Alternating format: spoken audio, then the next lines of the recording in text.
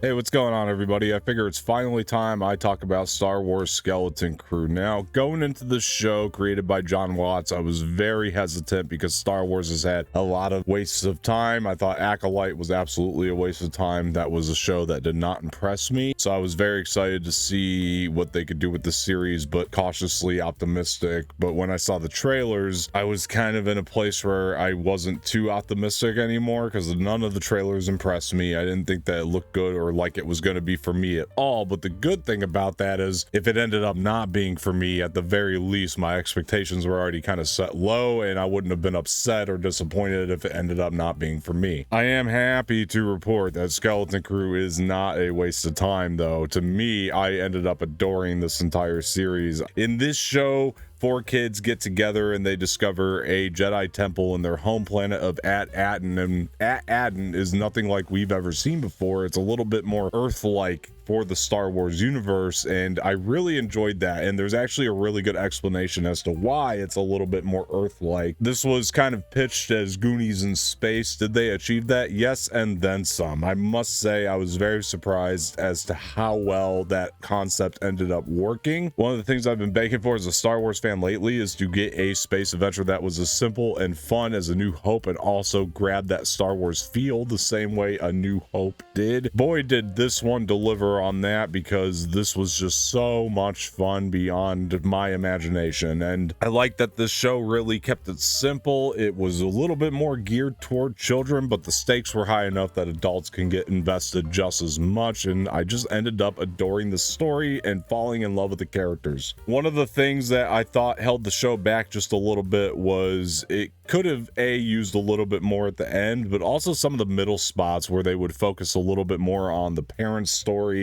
It didn't really work for me. It was as if you were watching the Goonies and that the Goonies halted to focus on the parents worrying about the kids, and I just thought the story would have flowed much better if we weren't so concerned as to what was going on with the parents at home. But these children really kept the show on its feet. I mean, you just end up kind of falling in love with every single one of them. One of the things I loved about this that the show I think did rather intentionally is it ended up making you fall in love with some of the side characters a little bit more. In this one, we follow Wim and Fern and Neil and KB. You can argue that Wim is like the main character. He's kind of the Mikey of this story, right? If for you Goonies fans, he's the bit of the Mikey, and Fern is almost like a second lead or co-lead to him in a lot of ways. I mean, she really ends up stepping it up, but I think that who ended up standing out to me was Robert Timothy Smith's performance as Neil and also Cariana Cratter's performance as KB. Neil is definitely my favorite, with KB being a very close second. She really ended up kind of being the MVP of this entire series. I think one of the strengths that this series had going for it was its group of directors. First of all, the show's created by Jon Watts, and he also directs the first and final episode of the series, and he's a great director, a filmmaker that I've loved for a long time. He did a lot of great things with the Spider-Man trilogy of his, and I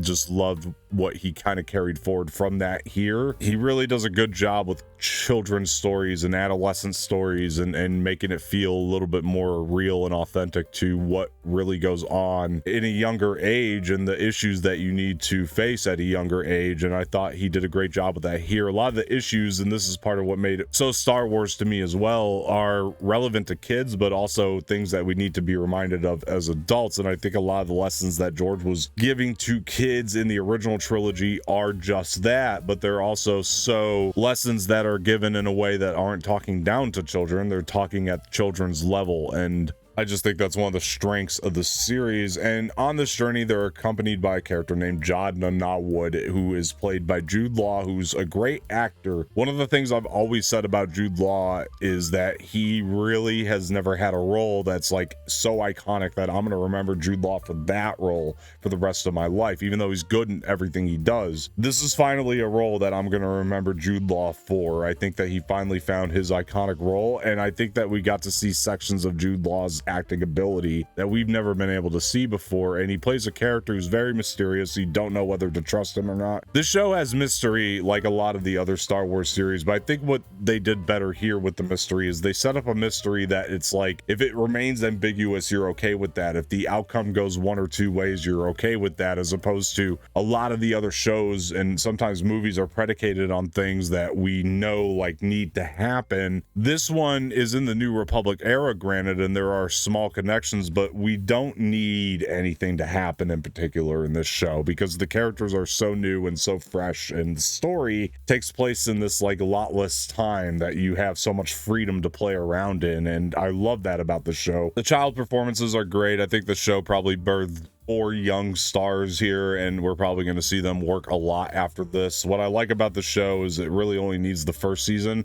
Definitely hope it gets a season 2, though. I will say for myself, I can see some trepidation on that, though, but for me, I definitely want a season 2. I want to spend more time with these kids, with Jodna Notwood. I mean, I just really enjoyed this show. I would love to see their journeys continue and their storylines continue. That would be fantastic. The crew is also accompanied by a droid, SM-33, which is a play on Smee. This show follows a lot of pirate tropes, but this droid is played brilliantly by Nick Frost in the show. I thought Nick Frost did such great voice work and brought a lot of humor, but also personality in general to the droid that really makes you fall in love with it, and he did such a great job in the show. Some of the other directors working on the show include the Daniels from Everything Everywhere All at Once fame, David Lowery, who I've been saying should get a Star Wars project forever, and boy was I proven right with the show. Bryce Dallas Howard, who usually does a phenomenal job with any episode of Star Wars TV that she directs. She should really get a movie to do, honestly. That was one of my favorites, the one she did. And this also has like Lee Isaac Chung of Minari and Twisters fame working on it, and Drake Schreier. I mean, there's a lot of great talent in this group of directors that were chosen to direct these episodes. Episode 4, directed by the Daniels, and episode 6, directed by Bryce Dallas Howard, had to be my 2 favorites because I think it really built out those side characters so that they ended up being our favorites. For example, episode 4 really builds out Neil. It's really focused on Neil, and then episode 6 really focuses on KB. I thought the show's tone was a lot more touching and emotional than I thought it was going to be, especially as an adult following 4 kids at the forefront of this. But like I said, the themes are so relevant to adults as well, and things that we need to hear and be reminded of. Even though I didn't love that the parents were bringing the show's pacing to a halt in different moments throughout, I did end up liking the parents by the end of it. I think the finale really delivered on that, and I love that this finale is like this bombastic, action-packed finale, and it really worked out. Visually, the show looks great. It's actually one of the better uses of the volume stage that Star Wars has done with one of their television series. The show got pushed back an entire year, and I think whatever they did in that year gap probably benefited the visuals of this. I also want to compliment the score. It has a great Star Wars feel, maybe not as much as like when Kevin Kiner does the score, or